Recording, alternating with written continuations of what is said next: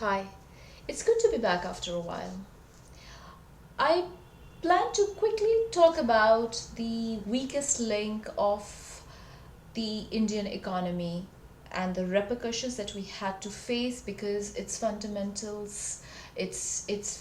structure was faulty and is faulty still till date. I'm talking about banks, as I said. Um, it's it's almost a surprise to me, I guess, to many of us. How did so many banks manage to collectively lose so much money on account of fraudulent cases?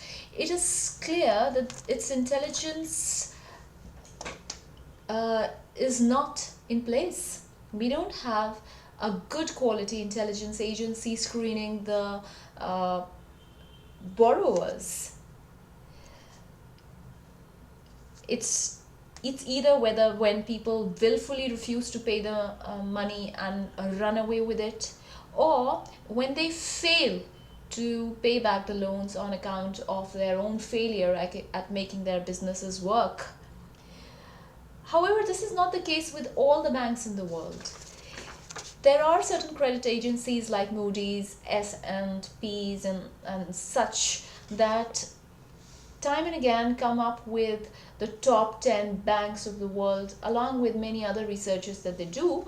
And this time when I looked around uh, their work, Swiss banks like always had uh, acquired the first place, and there were German banks, and this third, Chinese banks. This was quite a bit of a surprise for me because basically I liked the policy that they had acquired in times of uh, recession, global business cycle. We'll talk about it a little later. Swiss bank, like always, comes at the top position because it is pretty straightforward, unlike Indian banks, which are a mire. It is quite a complicated system. This tax, that tax, this guideline, that guideline, this clause, that clause. It's pretty straightforward. You deposit your money, you get a safe haven for it, where you would be taxed at a very low level on the savings that you get, on the interest that you get on your savings. Then you would get high privacy. So this is what it is. If you have a lot of money, if you who's listening you have a lot of money, where would you like to go?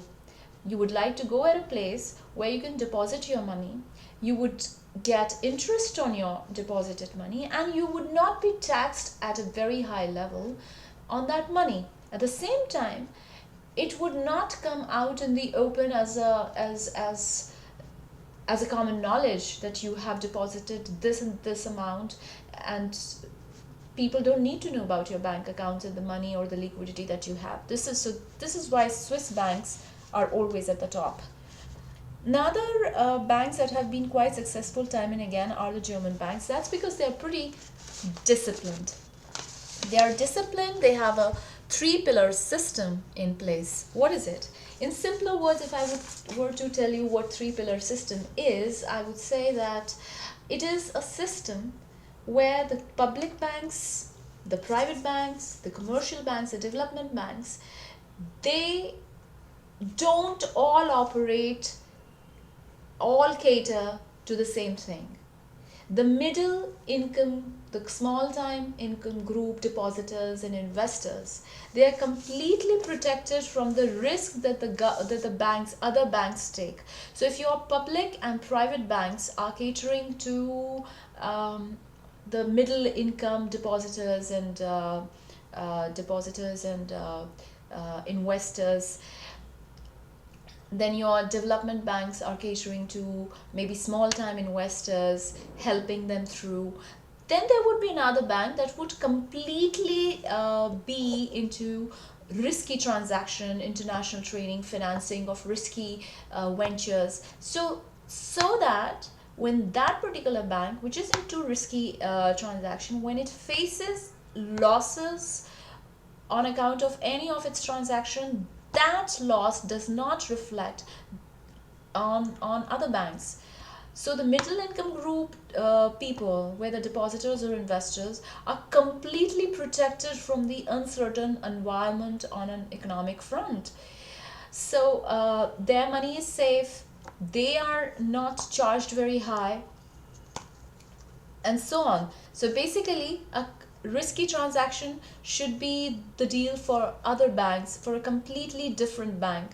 And not all public, private, commercial banks have to plunge themselves into all kind of financial activities. They can keep to the linear safe ground. Although the profits may be less, but then things are far safer. And when the losses hit the banks, such banks who are not completely driven by profit motive find themselves and their depositors and their investors at a much safer position. The third type of bank, the third position is by the Chinese bank, who have had accommodative policies towards its investors since it was clear since 90. I'm sorry, I think I'm hungry. That's why I'm not able to speak well. Since it was clear last year itself, since 2018 itself, that the economy, there wouldn't be a boom in the times to come. Things will slow down quite a bit. So what the Chinese banks did, they assumed the role of a mentor, of a big brother, big sisterly kind of a role they took up.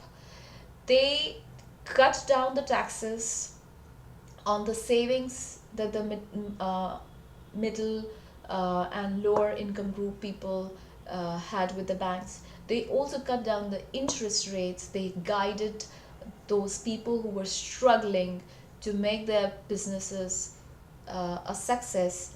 And as a result, when those businesses could pull it off, they paid back the banks, which was unlike what happened in India. The word that is coming to my mind is a harsh one, but that's what's coming to my mind: extortionist. They were extorting money. They had given away money like zamindars, and they were extorting, they were extracting ruthlessly from people. Banks don't need to act like zamindars. That's why the banks were like feudal lords. That's why banks were put into effect, they were put into place as a replacement of feudal lords. Anyways, so these qualities that the topmost banks have: the straightforward approach, low tax rates on the savings, and the disciplined system, the three-pillared, as you would call it, the accommodative policies, are exactly something that Indian banks don't have. They're complicated. They're so complicated that there were loopholes, and the very employees of PNB could hoodwink the bank by not showing the international transactions that they were making, and they were still not showing in the bank records. Then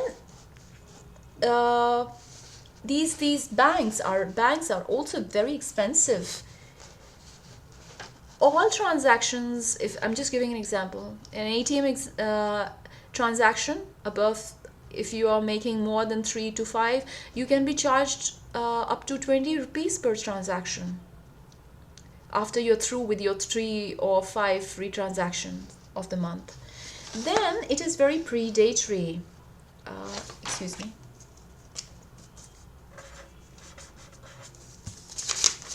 You would find that the banks can get very predatory, in the sense that if you fail to maintain a minimum balance, you can be charged up to 750, 600, 450, as high as that, by banks. Now, who would like to let their minimum balance slip below the stipulated amount? And it's only when times get rough And at that time, the very bank that you trust, they compound the problem by charging you as high as 750, not a small amount. These are what commercial banks do. The public sector banks also charge up to around 100. So if you are as predatory as that, if you're not able to screen your customers, your big time customers that you're trying to chase after to appease them with your loans, if your ways are not straightforward, if you don't have a discipline